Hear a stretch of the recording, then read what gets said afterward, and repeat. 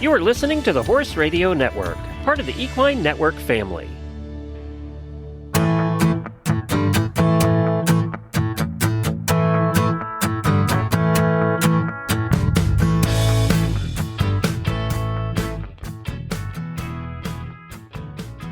Welcome to this special episode of the Disease Du Jour podcast that gives you an AAEP Convention wrap-up with the Merck Animal Health Equine Professional Services team. I'm your host, Kim Brown, editor of Equimanagement, along with my co-host, Carly Sisson, digital content manager of Equimanagement. The Disease Du Jour podcast is brought to you in 2023 by Merck Animal Health. The Merck veterinary team joining us today includes Dr. Bryant Craig, Duane Chappell, Chrissie Schneider, Cara, Wright, and Philip Van Harreveld. And we want to thank all of you for joining us today to review the presentations, meetings, and events that you found were important at the 2023 AAEP Convention in San Diego, California. We remind our listeners that many of the presentations from the AAEP Convention are available either on demand or, in the case of table topics, were repeated live and are recorded by the AAEP after the convention. You can still sign up to hear the on-demand portion of the AAEP Convention and listen to the recorded post-convention table topics. And we'll make sure and include links to do that in the article that accompanies this podcast on equimanagement.com. So we're going to jump right in. So Dr. Craig, can you tell us just a little bit about yourself and the items you found inspiring at the convention? You bet. Thanks, Kim, for having us. I always enjoy doing this episode after we get home from AAEP, and I'm coming to you live from my home in Oklahoma, where I practiced equine medicine before joining Merck Animal Health. So give you a little bit about what went on in my convention week. One thing I mentioned in the pre-meeting show was the exhibit hall, and I don't want to leave that out. That's always an important spot and a fun time and learning time for me and our team, and get to interact with a lot of customers and vendors. And so that's always a hot spot. And it once again was this year. The other thing that I really wanted to make a point of emphasis on outside of the learning was Vet Story Night. So we once again had a very successful night raising money for the Foundation for the Horse. And we're able to announce over $1 million in gifts to the Foundation for the Horse, thanks mostly in part to Bob and Tony Mallett, who made a giant donation of $1 million. And then with the sponsors and some of the ticket sales, we bumped that up to over 1.15 million. So big night for the Foundation for the Horse, and also very entertaining evening. So if you haven't made it to Vet Story Night before, I would highly encourage next year to try to get in and get you a ticket. We've got some absolutely fabulous storytellers out there in the profession, and this year ranked up there as one of the top ones. So mark that on your calendar for 2024 AAEP. Getting into an academic side of it, Dr. McHugh's state-of-the-art lecture was really, really well done, accumulating his vast career in equine theriogenology, and just took you through a great journey and lots of good information from new practitioners to horse owners to the veteran equine practitioner who's spent a lot of time standing behind those stocks. So I found that very educational and entertaining as well. And then lastly, I'll just wrap it up with the President's Luncheon, which, we get to honor some of the great people in our profession. And our good friend, Kenton Morgan, was honored this year. And it was great to see him get a Lifetime Achievement Award, and really enjoyed seeing the smile on his face and the story. So another event that if you get a chance and can attend, the President's Luncheon is worth your time and money. Well, those are great takeaways. I also sat in on the McHugh lecture, and I found that very fascinating. I'd really recommend everyone going back and rewatching that one. So moving over next to Dr. Chappell, do you want to tell us a little bit about yourself and what you took away from the convention this year? I'd be happy to. Thanks, Kim and Carly, for that introduction. As many of you know, I'm a Purdue University graduate, and so Alumni Night was a lot of fun to be able to spend some time just reconnecting with some of our past alumnus that we don't get to see, but typically at this meeting. I currently reside outside of Lexington, Kentucky, and have joined this team since 2014, so I've had the opportunity to to view this meeting from, if you will, the other side of the fence prior to many years of practice prior to that.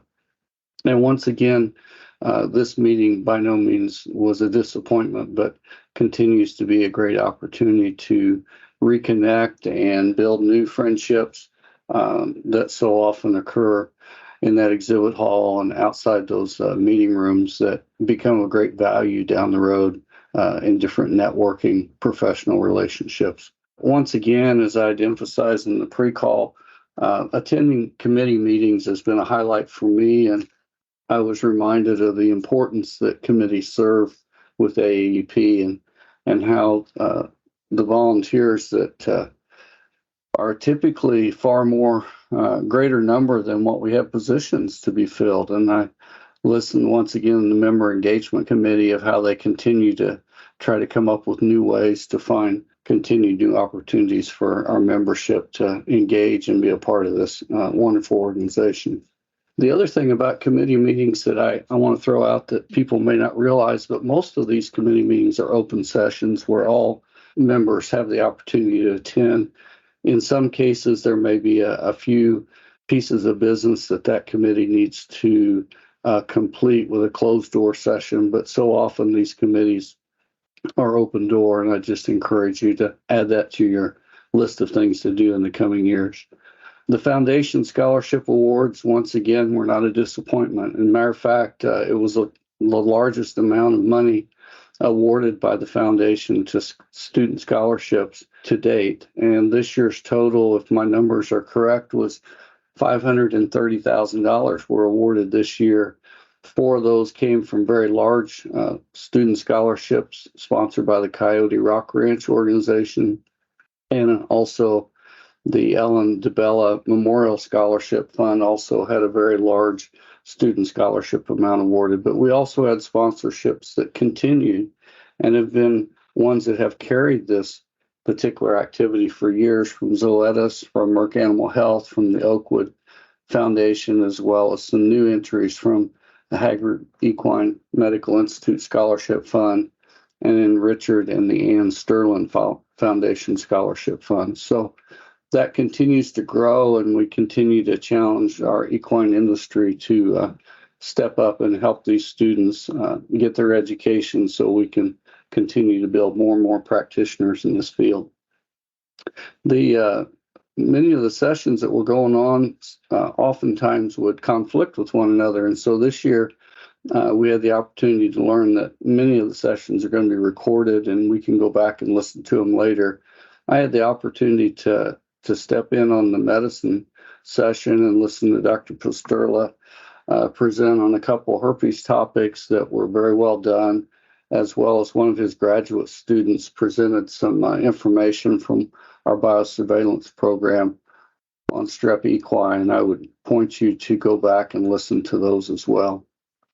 And then finally, Avenues internship and externship night continues to be a real highlight for the students, and it's just a great way for students to connect with practices and practices to connect with students. And I would continue to encourage both of those parties to use that opportunity as a great face-to-face opportunity to have some time just to spend with one another and kindle some new friendships and hopefully kindle some new participation in their practice. Well, I've got to second Dr. Chappell what you say. My AAP is not complete unless I attend the Infectious Diseases Committee and just kind of find out what is really going on out there and what's coming up and what papers are going to be updated. I mean, it's so enlightening to be able Absolutely. to do that. So thanks for pointing out those committees. So those are, and they are available to all members. Just step right in, and if they have some business they have to conduct, then they will excuse you at the end and out you go. Today's Disease Du Jour podcast is brought to you by Merck Animal Health, the maker of prestige vaccines, Banamine, Panacur, Regimate, Protozil, and other trusted equine health solutions. Merck Animal Health works for you and for horses.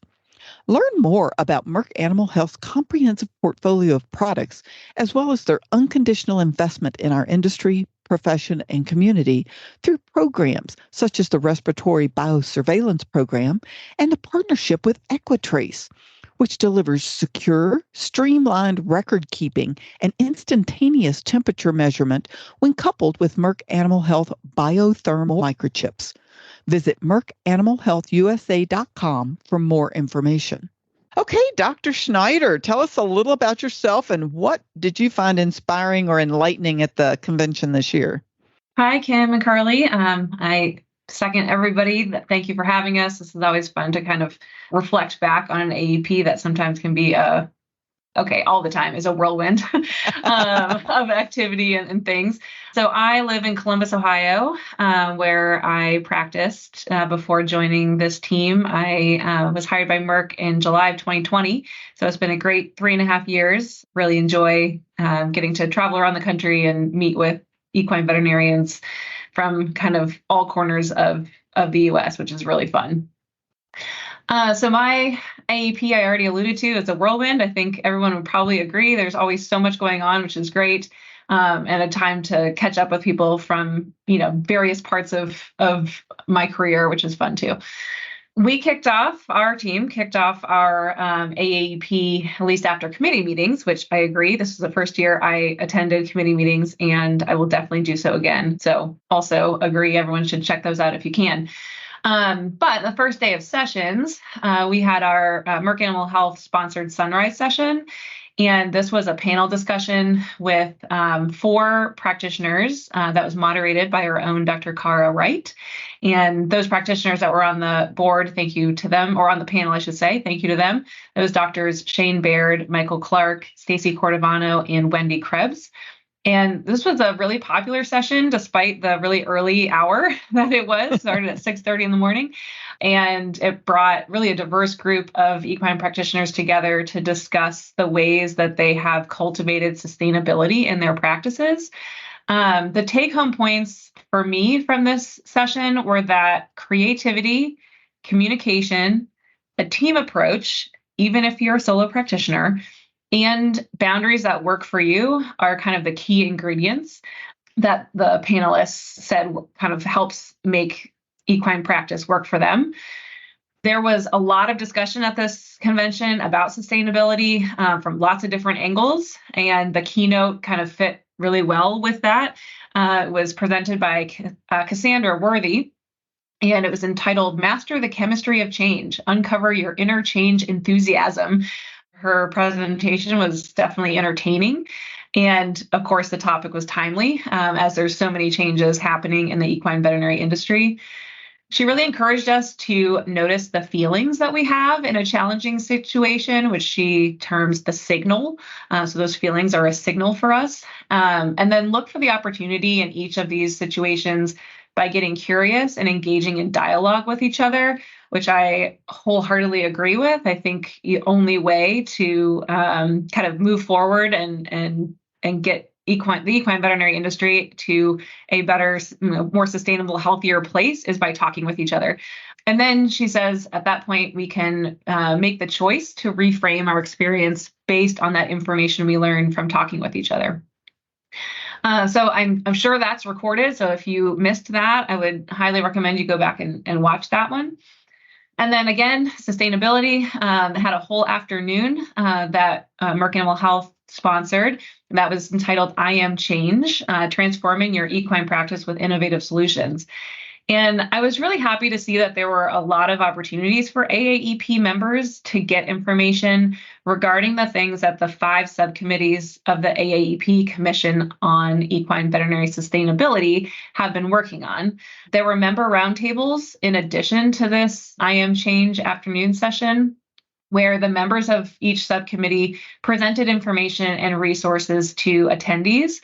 The presented resources are all available on the AAEP website. And they're public, so you don't have to sign in or log in. You can access those. And those resources that were presented at the convention this year include 3 different kind of packets. One from the Practice Culture Subcommittee entitled Building a Thriving Equine Veterinary Practice, a Culture Transformation Toolkit. And I'm biased. I'm on that subcommittee. So I had, a hand in making this, and I think there's lots of really good tools in there to check out that you can put in practice at your practice immediately. From the internship subcommittee, they presented their best practices for AAEP internship program practices.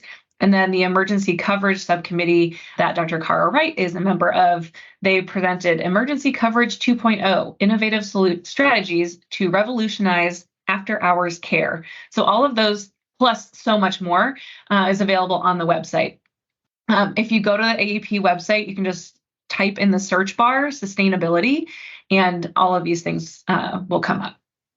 And then as far as scientific sessions, I had the opportunity to attend a table topic that was covering field neurology, and it was presented or kind of moderated by Doctors Monica Alleman and Bill Gilsenan. This was a really popular session. It was standing room only, so obviously a topic with a lot of interest in the membership. Probably just tells us, how much information people want from this, because it can be confusing and difficult to diagnose in the field. So they talked about CVSM or wobblers. There was a lot of discussion about EDM, equine degenerative myeloencephalopathy, and then ENAD, which is closely related to that. And then there was a bit about EPM as well. And then I wasn't able to make it to the burst ambulatory practice sessions. This was that new format, that 5-minute presentations about a wide variety of topics. I didn't make it in person because there's so much to see, so much to do. But I am really looking forward to watching the recording of these sessions and also some other sessions I couldn't make it to. Well, thank you, Dr. Schneider. I think it was great to see sustainability become such a focus at the convention this year. And it was really great to hear about all the progress that the Sustainability Commission's made. I'm really looking forward to seeing what they do next year as they continue to go out in the world and enact change. Now moving along to Dr. Van Harreveld. Do you want to tell us a little bit about yourself and what you took away from the convention? Yeah, of course. Hey, thanks, Carly. Thanks, Kimberly, for hosting this session again with us today. I joined the Merck Professional Services team, veterinary team, about a year ago. Or last year, I should say, and that followed me being in equine practice for about 22 years. So again, for the 2023 AAEP, in addition to getting to see so many of our great friends and colleagues from across the country, some of the things that I enjoyed included the opening session updates. I always think it's neat to get everybody into one room and hear what they have to say, and then highlighting that starting salaries for equine veterinarians are going up. And also a standing ovation to vet students that came out to attend the AAEP meeting. And also a shout out to first-year practitioners. I think that for them to not only getting to highlight the students coming in the profession, but still sort of overlapping that into supporting the young practitioners along the way. And the continued focus on sustainability and these young practitioners was nice. I also always enjoyed the Kester News Hour, where sort of you get a little bit of that battle between medicine and surgery and repro. They highlight several studies like they did again. But I like the format. I like the team that was running it.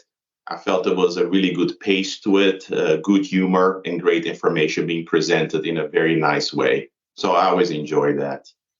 I also enjoyed the session on optimizing personal wellness, and including talks from our own Cara, Wright, talking about coping strategies for on-call stress, in addition to how to combat decision fatigue. I think there was some good, valuable information there that was very easy to digest and very easy to apply. So I enjoyed that.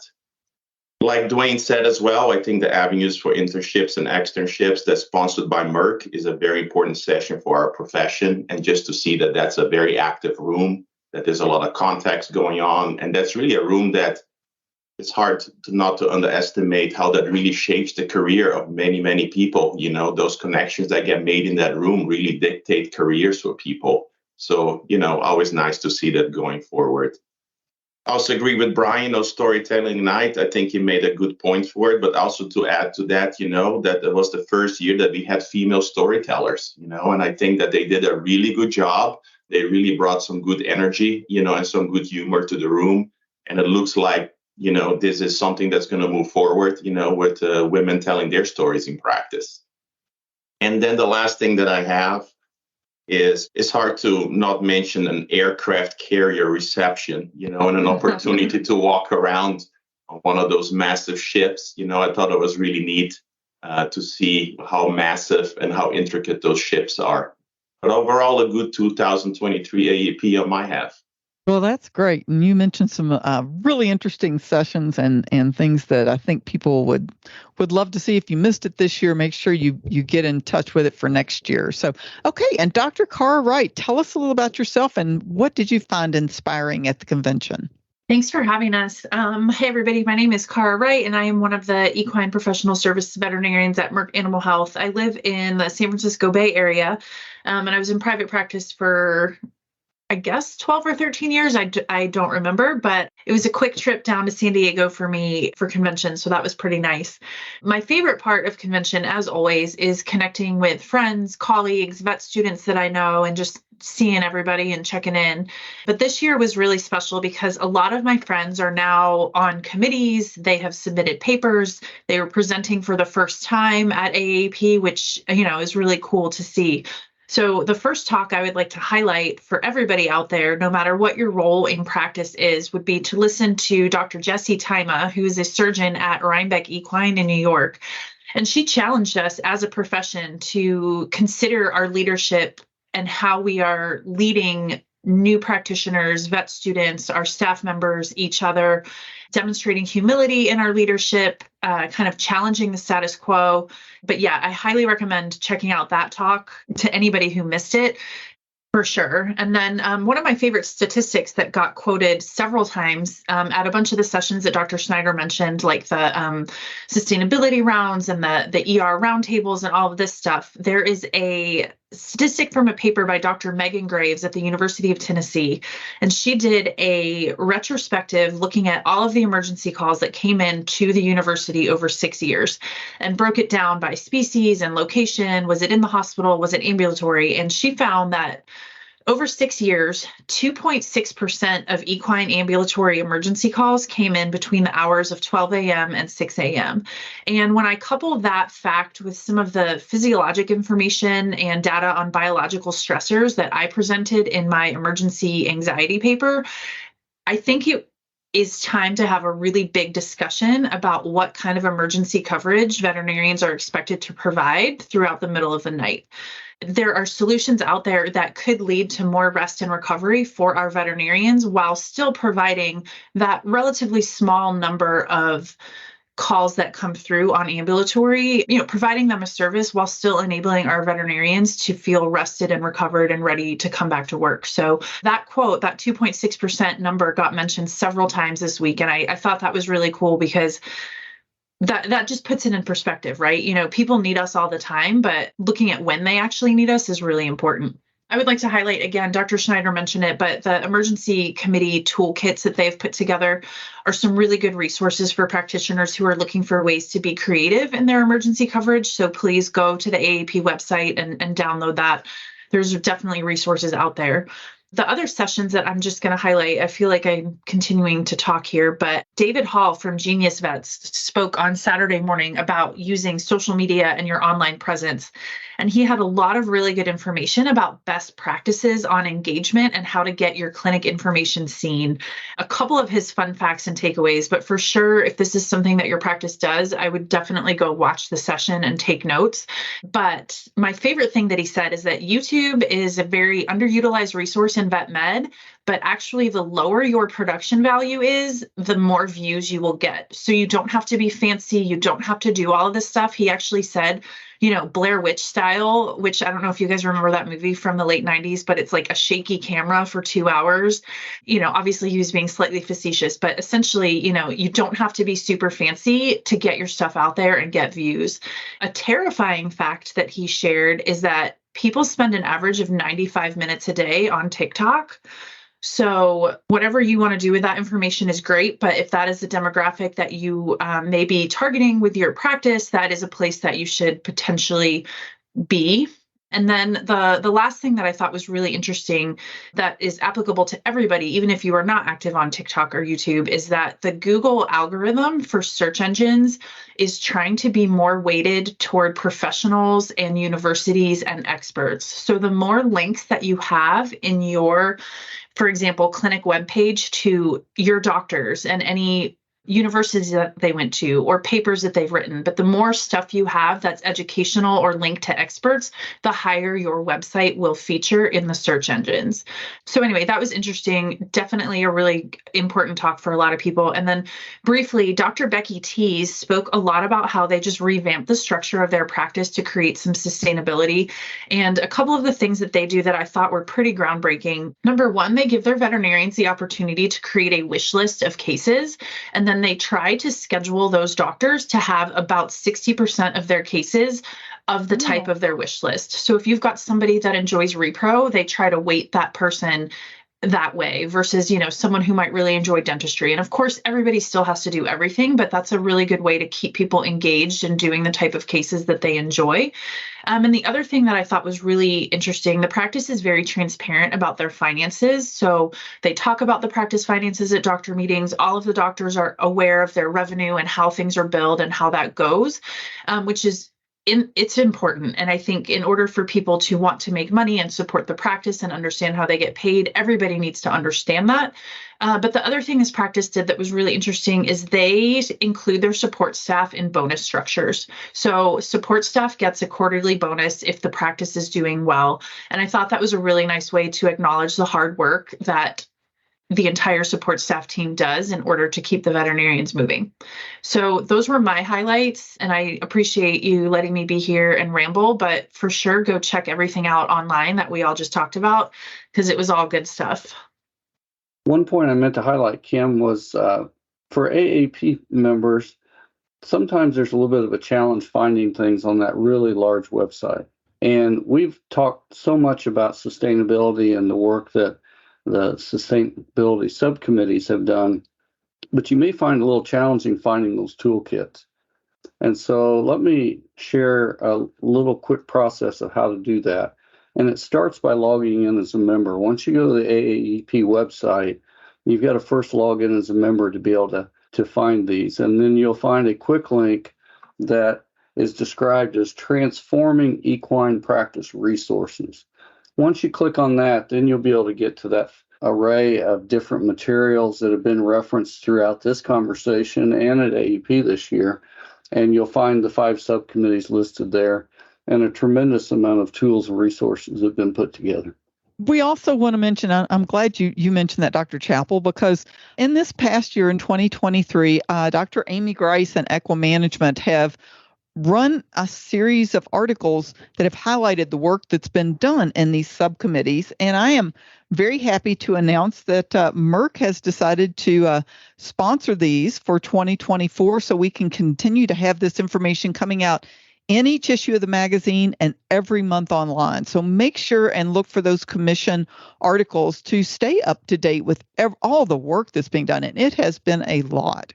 Well, we certainly appreciate all of you joining us today. You always have such great insights on pre and post. So if you missed the pre one, there was a few things mentioned there that you might want to go to, but we will definitely try and make some link outs to some of the talks that were mentioned here. And we want to thank everyone in our audience for joining us on this episode of Disease du Jour. And we look forward to speaking with you all again and try and see what you found enjoyable at the AAEP yourselves. Feel free to get in touch with us. And we want to especially thank our 2023 sponsor, Merck Animal Health, who gives us the opportunity to have these discussions twice a month or every other week all year. And we're happy to let you know that Merck will continue this in the future. And I've got to give a big shout out to Dr. Schneider, who, since she's come on board with Merck, has kind of babysat us along and helped us make sure we're finding new speakers and people all over the country that really have got some great information to share. And I just want to thank all of you for making the Disease du Jour such a staple for those who love horse health topics, and especially this whole team at Merck, who have become not only my business partners, but my friends. And the last little thing I want to say is I am retiring at the end of the year, so I am also retiring as host of this podcast. And Carly will be taking over and working with this team to bring you some great disease du jour topics. And I really appreciate all the help that this team has given me and everyone who has appeared on the Disease du Jour podcast. Like I said, this is episode 124 that we're recording right now. So we thank everyone who has been on here before. And from this, I'm going to turn it over to Carly. Thank you, Kim. I'm very excited to be taking over the podcast next year. And if anyone has any questions or suggestions for Disease du Jour, feel free to send me an email at csisson@equinenetwork.com. That's CSISSON@equinenetwork.com.